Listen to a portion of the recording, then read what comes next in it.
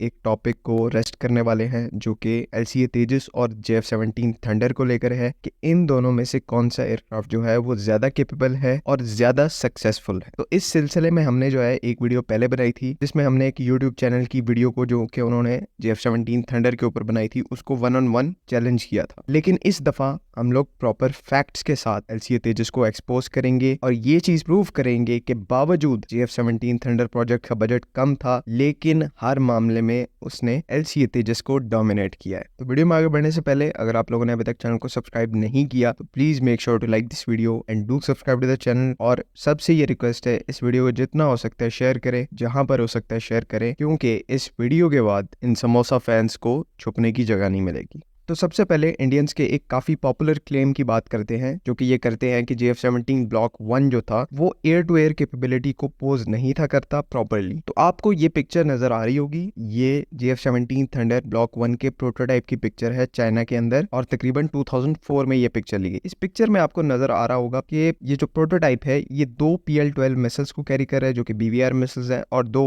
PL-5 short range missiles को carry कर रहा है और ये अभी प्रोटोटाइप है। फाइनल जो ब्लॉक 1 का प्रोडक्शन वेरिएंट था उसमें इस कैपेबिलिटी को air to air BVR capability को और मैच्योर बनाकर उसकी जो प्रोडक्शन है वो शुरू की गई। मतलब यहाँ पर बात करने का ये है कि ये जो कहते हैं कि ब्लॉक 1 के अंदर proper air to air capability नहीं थी, तो ये जो पिक्चर 2004 की है ये प्रूव करती है कि जब LCA तेजस बैरली अपनी फर्स्ट फ्लाइट को कंप्लीट कर रहा था, JF-17 ब्लॉक 1 का prototype proper live BVR missiles के साथ ट्रायल्स को कंडक्ट कर रहा था। और यहीं पर नहीं, अगर इन proper air to air capability की बात करते हैं तो यहाँ पर LCA तेजस मार्क 1 वेरिएंट था जो सबसे पहला वेरिएंट था, उसमें मुझे बताएं कि अस्त्र मिसाइल से पहले जो कि 2020 के बाद इंटीग्रेट की गई है, उससे पहले LCA तेजस के पास कौन सी capable BVR air to air missiles मौजूद थी। 80% इंडियंस को ये तक नहीं पता तो कौन एयरक्राफ्ट जो है वो इधर proper air to air capability को लैक करता है। और सिर्फ BVR मिसाइल्स तक बात नहीं रहती, शॉर्ट रेंज मिसाइल्स में भी JF-17 प्रोटोटाइप फेजेस से PL-5A2 को फायर करने का कैपेबल है जो कि एक एडवांस IRCCM कैपेबल मिसाइल है। रेंज में थोड़ी सी इंफीरियर है लेकिन एंटी जैमिंग कैपेबिलिटी और IRCCM में ये रशियन काउंटर पार्ट से बहुत ज्यादा बेहतर थी। और अगर LCA तेजस की बात करें तो ये जनाब वो शॉर्ट रेंज मिसाइल यूज करते थे जो कि इंडिया MiG-21 के साथ यूज करता है,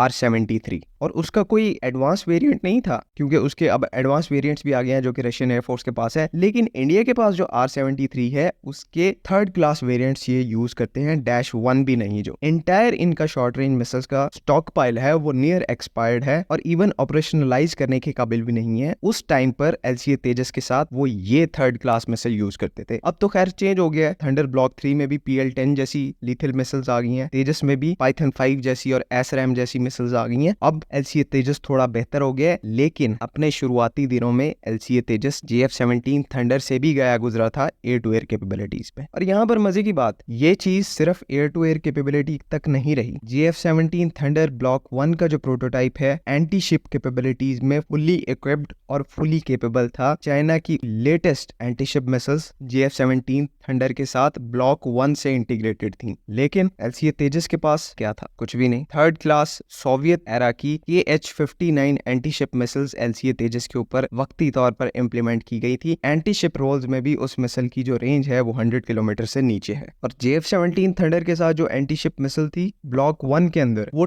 200 किलोमीटर की रेंज प्रोवाइड करती थी सी स्किमिंग कैपेबिलिटी के साथ। ये जो मैं फैक्ट्स आपको बता रहा हूँ ये आप खुद रिसर्च भी कर सकते हैं और मुझे नहीं लगता आज से पहले आप लोगों को किसी ने इस तरह से, चाहे वो इंडियन हो पाकिस्तानी हो, किसी ने आपको बताए होंगे। क्योंकि इंडियंस जो होते हैं वो सिर्फ ये कहते हैं, फैक्ट्स की तरफ वो नहीं जाते, वो सिर्फ ये कहते हैं कि ब्लॉक 1 के JF-17 थंडर के पास proper air to air capability नहीं थी, उससे आगे वो फैक्ट्स की तरफ नहीं जाते। लेकिन फैक्ट्स ये हैं, ये ब्लॉक 1 प्रोटोटाइप लेवल से PL-12 मिसाइल्स को फायर करने की कैपेबिलिटी रखता था, एडवांस उस टाइम की एंटीशिप मिसाइल्स को फायर करने की कैपेबिलिटी रखता था और एडवांस शॉर्ट रेंज मिसाइल्स जो कि अमेरिकन से कंपैरेबल थी और रशियन मिसाइल से जो कि उस टाइम पर इंडिया टोटली यूज करता था वही उनसे 2 टाइम्स बेटर थी। तो without any doubt JF-17 thunder block 1 या फिर इवन प्रोटोटाइप का जो JF-17 थंडर था वो आपके LCA तेजस से बहुत ज्यादा बेहतर था। एक और यहाँ पर मैं आपको फैक्ट बताता हूँ इन दोनों एयरक्राफ्ट्स के बारे में, जो कि डेटा बस से रिलेटेड है। डेटा बस किसी भी मिलिट्री एयरक्राफ्ट के अंदर ऐसे होता है जैसे आपके मोबाइल के अंदर सिम कार्ड होती है या सिम नेटवर्क होता है। एलसीए तेजस में जो डेटा बस लगी हुई है उसे मिलिट्री स्टैंडर्ड 1553 कहा जाता है, और JF-17 थंडर के अंदर जो डेटा बस लगी हुई है उसे हम लोग मिलिट्री स्टैंडर्ड 1760 कहते हैं। JF-17 थंडर की जो डेटा बस है वो ना सिर्फ एक एडवांस वेरिएंट है, बल्कि जो शॉर्ट कमिंग्स एलसीए तेजस की 1553 डेटा बस के अंदर थी उनको स्पेशली 1760 डेटा बस के अंदर दूर किया गया है। जिस तरह के low rate of data transfer, reliability के इश्यूज, फंक्शनैलिटीज और इंटीग्रेशन में मसला था, तो वो जो JF-17 थंडर की डेटा बस है 1760 उन सब को इनमें दूर किया गया था। और ना सिर्फ दूर किया गया था बल्कि पूरे आर्किटेक्चर को अपग्रेड किया गया था, फाइबर ऑप्टिक सिस्टम के ऊपर लाया गया था, जिससे जो डेटा ट्रांसफर की स्पीड थी वो बहुत ज्यादा हाई हो गई थी एज कम्पेयर टू जो एलसीए तेजस में पुरानी 1553 डेटा बस को यूज किया जाता है। तो डेटा बस इसको इतना डिस्कस नहीं किया जाता, लेकिन ये एयरक्राफ्ट के अंदर डेटा ट्रांसफर के हवाले से और उसकी ऑपरेशंस के हवाले से one of the most important factor होता है। डेटा बस जिस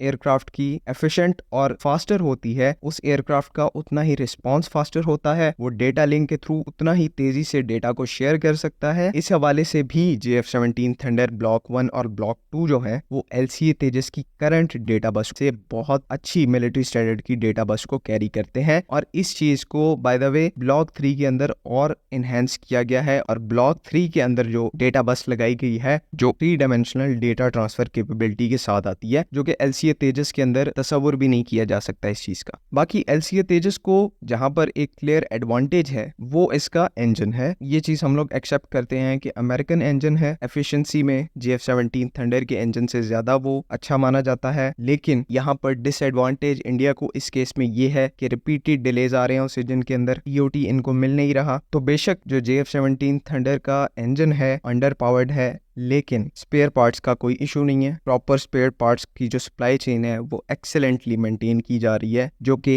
एलसीए तेजस के केस में ये चीज एब्सेंट है। बाकी देखें जो JF-17 ब्लॉक 3 एयरक्राफ्ट है उसको आप लोग एलसीए तेजस कंपेयर तक नहीं कर सकते। मार्क 2 की और बात है, मार्क 2 से आप कंपेयर कर पाएंगे। बेशक मार्क 2 जो है वो JF-17 ब्लॉक 3 की कैपेबिलिटीज को कई मामलों में डोमिनेट भी करे, लेकिन मार्क 1A तक JF-17 ब्लॉक 3 प्रॉपर डोमिनेट करता है। तो ये चीज अपने दिमाग में बैठा लें, चाहे वो रेडार हो, बेटर मिसाइल्स हैं, बेटर कॉकपिट है, बेटर हेलमेट माउंटेड डिस्प्ले है, साथ में बेटर सेंसर फ्यूजन है, सेल्फ प्रोटेक्शन जैमर जो है वो बेहतर है, ज्यादा पावरफुल है। इंजन का जो मसला है उसको आने वाले टाइम में सही कर दिया जाएगा। तो ये चीज अपने दिमाग में बिठा लें कि ब्लॉक 3 का जो एयरक्राफ्ट है JF-17 थंडर का वो तेजस लाइनअप के इस टाइम पर तमाम एयरक्राफ्ट से सुपीरियर है। और मुझे इस बात की हंसी आ रही है कि अभी मैंने जो एलसीए तेजस के मुतालिक रिपोर्ट्स आई है रिसेंट कि डेनमार्क ने कुछ पार्ट्स को सैंक्शन कर दिया है, तेजस का रेडार है वो भी सही तरह इंटीग्रेट नहीं हो पा रहा। ऐसी कोई काउंटलेस